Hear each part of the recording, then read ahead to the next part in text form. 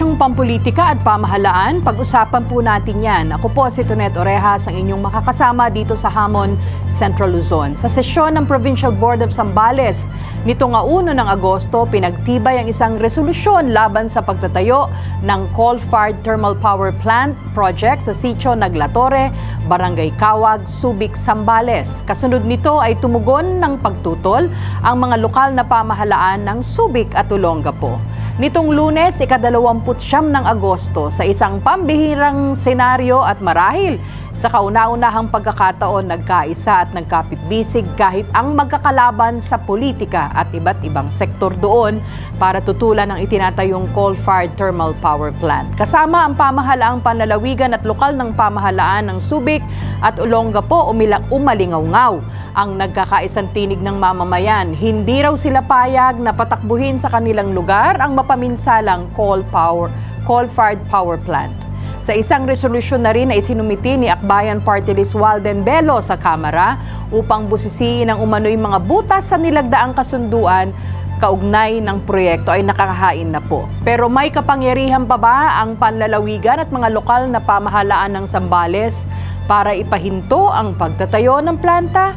Ano nga ba ang dahilan sa kaliwat kanang pagtutol dito ng mga mamamayan? Ngayong gabi, makakasama natin live sa ating studio sina Vice Governor Ramon Lacbain III at si Alex Hermoso, convener ng Subic Bay Coalition Against Coal at Program Director ng PREDA Foundation o People's Recovery, Empowerment, Development Assistance Foundation. Magandang gabi po. Magandang gabi sa iyo, Ma'am Tonet. Magandang gabi rin po sa lahat ng mga tagapanood. Salamat, Vice Governor. Bumati po muna tayo, Sir Alex. Kakapanood ng programa ninyo.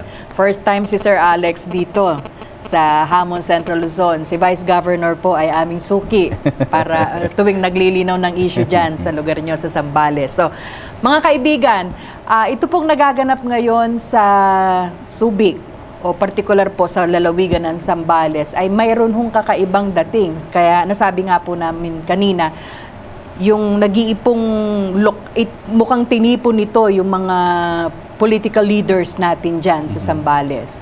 At syempre yung usapin ng mamamayan, no? Yung sabi nga ho nyo ay tumututol na magkaroon ng isa pang coal-fired thermal plant dahil ang una po ay ang Masinloc. Opo. Okay. So, ngayong para ho masimulan natin, pakisabi ho muna sa ating mga manonood, Vice Governor, bakit po kayo tumututol dito sa coal-fired thermal power plant dyan sa Subic? Actually, ako po consistent ako sa aking stand, no? Kasi nga, nabanggit nyo nga na ikalawang coal plant na ito. So, yung aming unang coal plant sa Zambales ay sa Masinloc.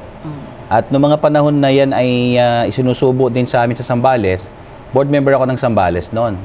So, medyo naging mahaba din yung proseso sa pagsasagawa ng consultation dyan sa Masinloc hanggang sa dumating yung araw na kami nagbotohan sa provincial board at isa ako sa 3 bumoto laban doon sa plantang coal sa Masinloc.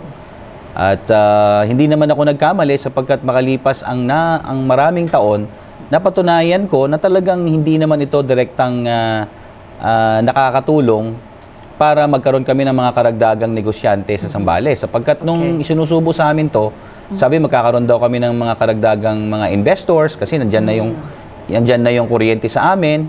Tapos sabi rin, bababa ang presyo ng kuryente na hindi naman natupad. So kaya palagi ko ito ang dahilan kung bakit sa pagkakataong ito ay hindi tayo nahirapan na kumbinsihin din yung mga board members at maging mismo si Governor John Ebdani na tutulan itong pangalawang planta ng coal na itatayo sa lalawigan pa rin ng Zambales na nagkataon nga lang nasa loob ng SBMA.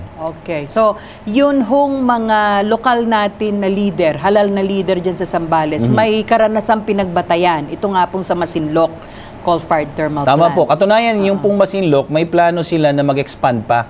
At humingi nga sila uli ng authority mula sa barangay ng Bani, sa bayan ng Masinloc, sa lalawigan ng Zambales dahil gusto nila magdagdag pa ng 600 megawatt. So magiging 1,200? Oo, kaya't simula nung December pa yung ginagawang consultation, pero hanggang sa ngayon, hindi namin sila pinapayagan yung Masinloc coal plant na mag-expand pa ng additional 600 megawatt.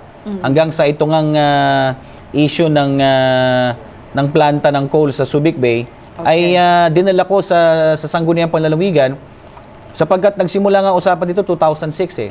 Okay.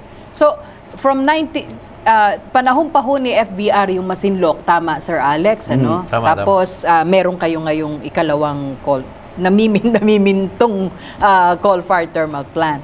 Ang PREDA ay madalas nakilala o mas kilala sa pagtatanggol sa mga bata at kabataan. Biglang ngayon kayo ay may diin sa environment. Hindi po, malaki po ang programa ng PREDA hanggang sa Mindanao, na kung saan ay may mga proyekto tayo doon.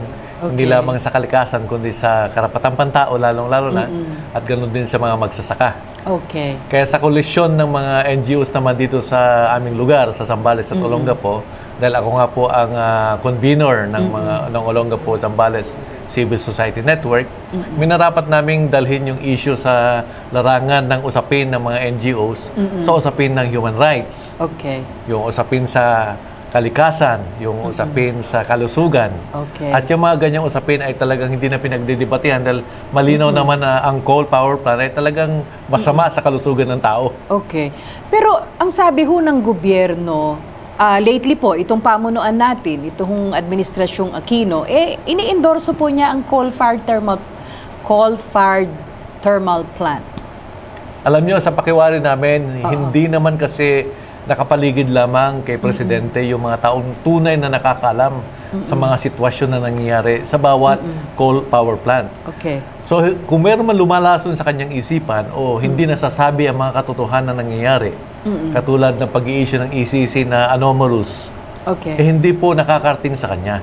Okay. So, balikan ho natin yan mamaya. Ang gusto lang ho natin tignan sa ating edisyon ngayon, mga kababayan, mga karehiyon, mga kabalin, ay kung paano kayong sa NGOs ay nagagamit ang lakas ng lokal na pamahalaan para isulong yung kampanya ninyo at isulong yung iprotektahan yung kapakanan ng mamamayan. So, in this case, I would like to ask, sabi ho ni Vice Governor, board member pa siya, na-involved na siya dun sa Masinloc. At kaya naging madali raw para ipaunawa ngayon sa provincial board itong pagtutol sa bagong planta. No? Ibig sabihin, uling ang magpapatakbo ng plantang ito. So, naglabas ba kayo ng ordinansa para tutulan ito o resolution o whatever? What move did the provincial board and the Zambales governor take? Yun nga, sabi ko nga, hindi lang masyadong mahirap kumbinsihin ngayon yung mga political leaders ng Zambales kasi nga, nagkaroon na kami ng karanasan doon sa Masinloc.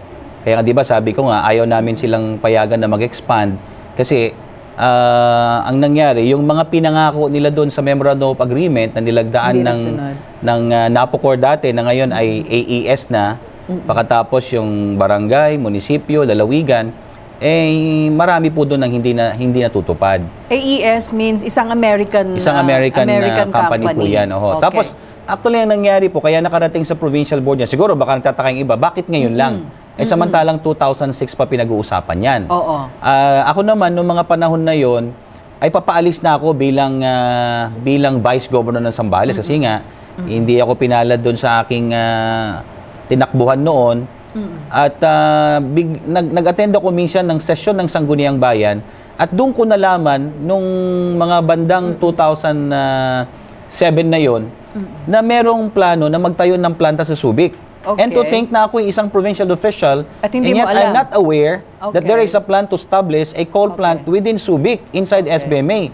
So what I did was, I brought the matter to the attention of the Subic Bay Resort Association ng Subra, na hindi rin nila alam. At yung Subra, dinala nila sa loob ng SBMA, we requested Ecology Center of SBMA to conduct a public consultation. So nag-conduct sila ng consultation at hindi nila na-convince yung Subra hanggang sa nakarating yung balita sa Subic Bay Freeport Chamber of Commerce and Industry. So hanggang pumutok yung balita, pero nung una, tinatago nila to eh. Okay. Tapos nagkataon na ako po hindi na nakaupo bilang Vice Governor ng Zambales. So it took a vigilant provincial board member to get information. Yung impormasyon, nakuha nyo lang, hindi talaga ibinahagi sa inyo. Aksidente lang na narinig ko na meron silang presentation sa Sangguniang Bayan ng Subic. Tapos ang nangyari nga po, 3 taon na akong hindi nakaupo bilang Vice Governor ng Zambales. Pero doon sa mga natinan ko pong mga public consultations, wala akong naaalala na merong pumayag dyan sa coal plant na yan ay tatayo sa Subic. Okay. So I'll go to Sir Alex.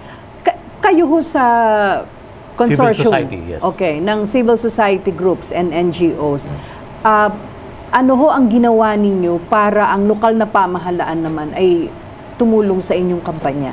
Unang-una po, kami Before we pause for a dumulog. break, please answer that. Dumulog mismo kami sa munisipyo ng Subic. Okay. Sa isang council na session na ginanap, na tinalikuran kami ng mga councilors sa mga panahon na yon. Okay. Dahil ayaw nilang pakinggan ang aming mga argumento at ang aming presentasyon, ika nga. So, nauwi ito sa isang rally doon sa mga sumunod na araw. What year was this? That was Sir Alex? late 2007 na or early. Late 2007, Yes. hindi friendly sa inyo Hindi. ang local government Hindi. on this issue. Hindi pa sila noon aware sa maaring kahinatnan ng isang desisyon na mahalaga Okay. para sa bayan. Okay. Mga kaibigan, narinig po natin ang unang bahagi ng ating hamon ngayong gabi.